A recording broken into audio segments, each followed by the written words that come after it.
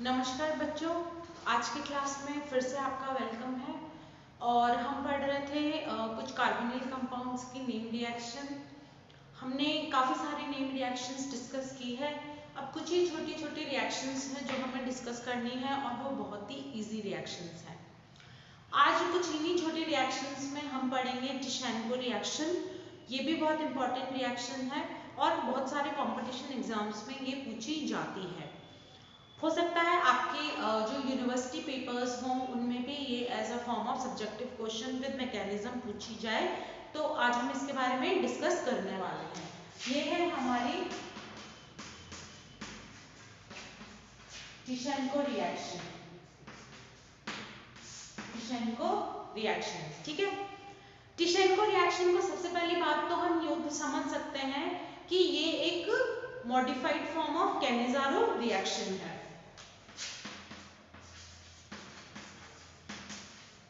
Modified form of Cannizzaro reaction, ठीक है।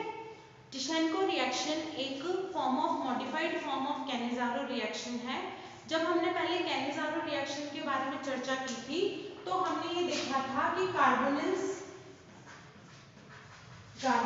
Without alpha H जो है हमारी कैनिज़ारो रिएक्शन देते हैं। तो ये हमारी एक modified form of Cannizzaro reaction है।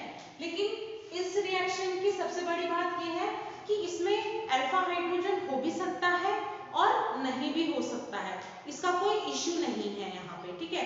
तो एक फॉर्म ऑफ कैनिज़ारो ही है, लेकिन यहाँ पे अल्फा हाइड्रोजन की जो रिलेटिविटी है वो चेंज हो गई है, ठीक है। तो अगर हम इसके मैकेनिज्म से चर्चा करें तो शायद आपको ये बहुत ही अच्छे से क्लियर हो जाएगी। तो हम पढ़ते हैं कुछ इसकी मैकेनिज्म के बारे में। सबसे फर्स्ट फॉर्म ऑफ जो है टिशेन्को का इंपॉर्टेंट ये है कि ओनली एल्डिहाइड्स इस रिएक्शन को देते हैं।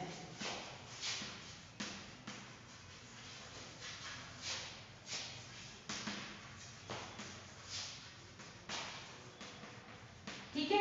दूसरी बात यह है कि कीटोन्स इसको नहीं देते।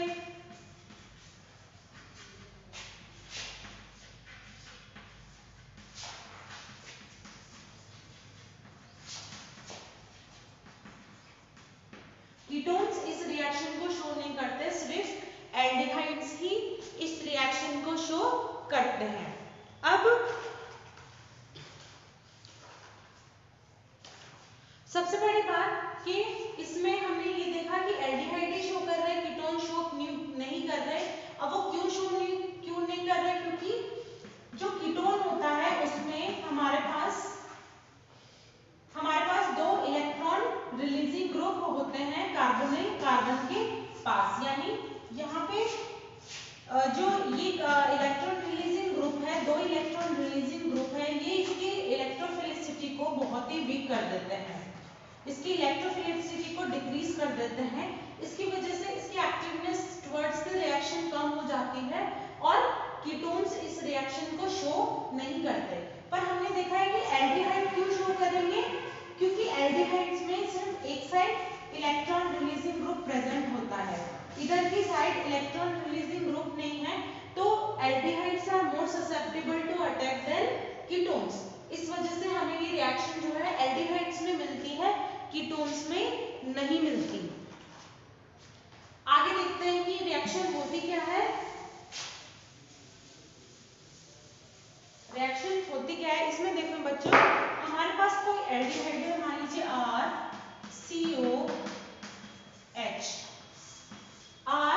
RCOH, ये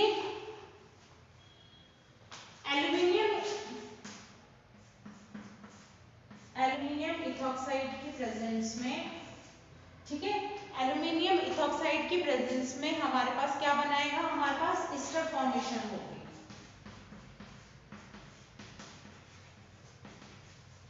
हमारे पास क्या बनेगी? हमारे पास एस्टर फॉर्म होगा, एस्टर फॉर्मेशन होगी, ठीक है। तो हमने क्या लिया? हमने एल्डिहाइड लिया है, एल्यूमिनियम इथॉक्साइड की एस्टर फॉर्मेशन हो रहा है और aluminium ethoxide act as weak Lewis acid.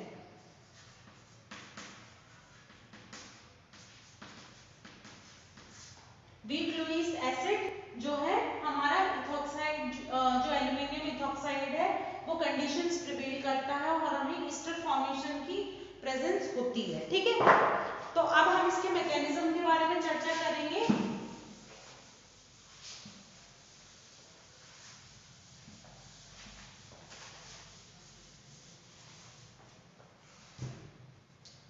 First में हम ले रहे हैं हमारे पास में कार्बोनिल ग्रुप और हम इसकी रिएक्शन करवाएंगे एल्यूमिनियम इथॉक्साइड से। ठीक है, तो ये जो यहाँ क्योंकि लुईस एसिड है, इलेक्ट्रॉन्स की डेफिशिएंसी है, तो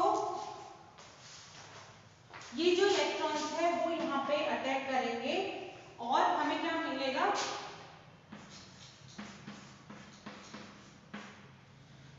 क्योंकि यहाँ पे इलेक्ट्रॉन्स अटैक कर रहे हैं तो यहाँ ऑक्सीजन के ऊपर इलेक्ट्रॉन की डेफिशिएंसी हो जाएगी और पॉजिटिव चार्ज आ जाएगा। तो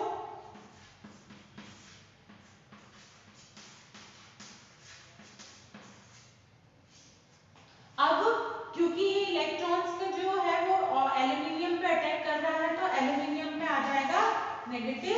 अब हमारे पास ये इंटरमीडिएट स्पीशीज बनी है तो इसका एक रेजोनेंस स्ट्रक्चर भी होगा, तो हम इसका एक रेजोनेंस स्ट्रक्चर बनाते हैं, यानी इसके रेजोनेंस स्ट्रक्चर में अगर ये यहाँ पे शिफ्ट हो जाए तो हमें नेक्स्ट जो स्ट्रक्चर मिलेगा वो है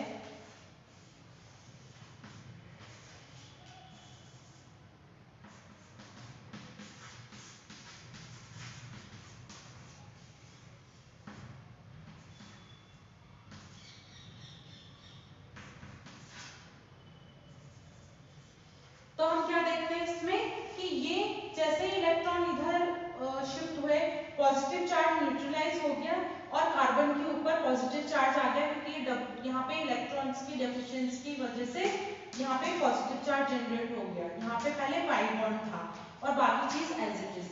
अब फर्स्ट स्ट्रक्चर हमारे पास दो स्ट्रक्चर आया है, first and second. First structure ज्यादा स्टेबल है क्योंकि यहाँ पे ऑक्टेट जो सभी जो आयंस हैं एटम्स हैं उनका ऑक्टेट कंप्लीट है।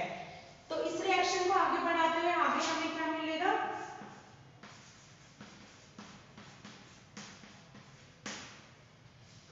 मान लीजिए हम यहाँ पे वही जो हमारा कार्बोनिल कंपाउंड है वो जो है प्रेजेंट है वो यहाँ पे ले रहे हैं। यहाँ पे हमारे पास बहुत सारे इलेक्ट्रॉन्स हैं, इस इलेक्ट्रॉन्स ने जो है यहाँ पे अटैक किया। क्यों अटैक किया कि पहले ऑक्सीजन के ऊपर पॉजिटिव चार्ज है, ऊपर से ये इलेक्ट्रॉन्स को खींच रहा है, यहाँ पे पॉजिटिव चार्ज और ज्यादा जनरेट होगा तो जो न्यूक्लियोफाइल की जो पोजीशन है वो यहाँ पे अटैक करने की टेंडेंसी की ज्यादा रहेगी। तो इससे हमें क्या मिलेगा, RC, यानी ये हमारा RCH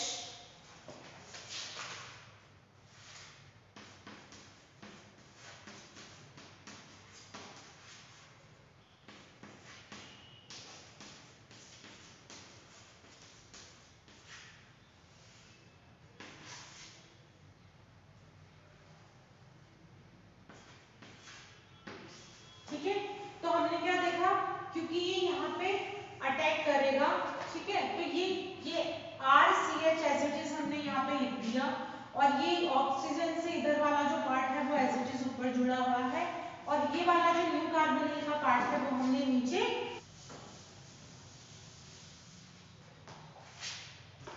अब ये जब इसके ऊपर अटैक करेगा तो जो हमें स्पीशीज मिलेगी वो क्या मिलेगी, RCO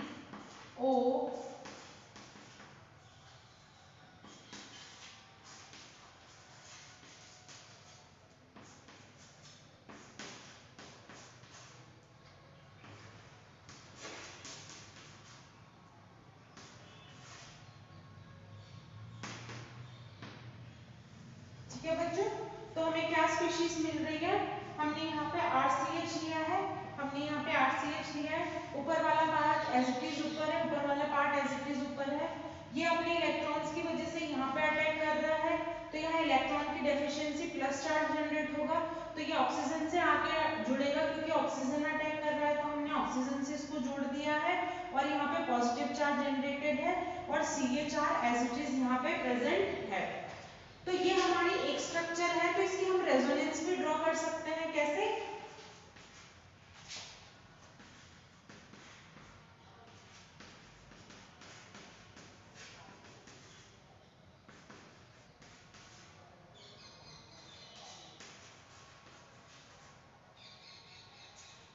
क्योंकि अगर इसको यहाँ पे शिफ्ट करेंगे तो यहाँ पे एक कार्बन के ऊपर पॉजिटिव चार्ज आ जाएगा, बाकी की चीज एज इट इज रहेगी। ठीक है, तो ये हमारे दो रेजोनेटिंग स्ट्रक्चर है इंटरमीडिएट के। अब यहाँ पे स्ट्रक्चर नंबर 1 है और स्ट्रक्चर नंबर 2 है। हम देखते हैं कि स्ट्रक्चर नंबर 1 ज्यादा स्टेबल है क्योंकि उसका ऑक्टेट एटम्स का कंप्लीट है। तो हम रिएक्शन की आगे बात करते हैं।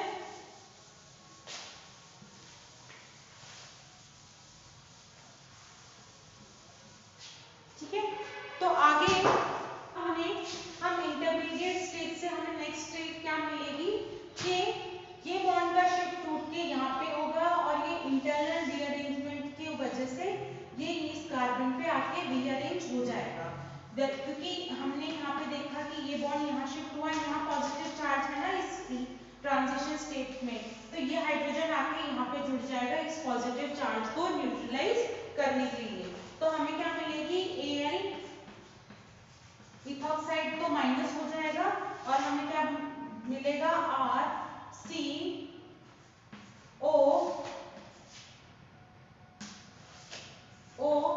CH2 और R। क्योंकि ये वाला जो बॉन्ड है Al और इसके बीच का बॉन्ड यहाँ पे चला जाएगा, ये हाइड्रोजन जो है जुड़ के यहाँ पे प्लस चार्ज होता है तो CH2 बन जाएगा, ये O CH2R, यानी हमारे पास है O CH2R। ठीक है, तो ये क्या मिला, हमें मिला ईस्टर। ठीक है, हमें मिला ईस्टर। अब मान लीजिए कि आप इस मैकेनिज्म से इस रिएक्शन को कंप्लीट नहीं कर पा रहे हैं, मतलब आपको समझ नहीं आ रहा कि हम इसको किस तरह से कंप्लीट करें, तो इसका इजी एंड क्विक मेथड ये भी है कि मान लीजिए आपने यहाँ पे लिया COOH। ठीक है, इसको आपने अंडरगो करवाया, कैनिजारो। ठीक है, कैनिजारो में हमें क्या मिलता है, इसी का हमें मिलता है एसिड और इसी का हमें मिलता है अल्कोहल।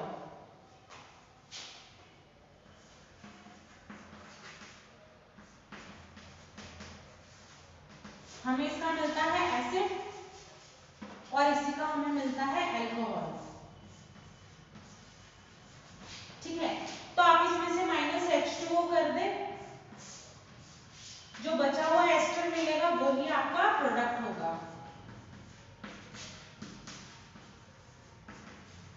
ठीक है, जो यहाँ पे अभी हम लोगों को प्राप्त हुआ है।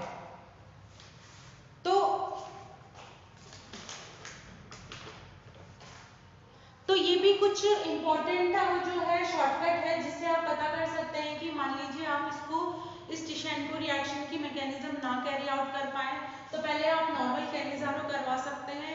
कैनिजारो से एसिड और जो अल्कोहल मिलता है उसके माइनस वाटर के साथ, वाटर लॉस के साथ आपको जो ईस्टर मिलता है वो हमारा प्रोडक्ट होता है। एक और एग्जांपल हम देखते हैं।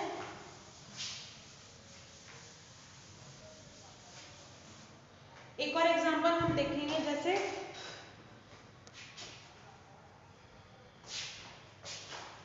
जैसे हमारे पास है ये एल्डिहाइड,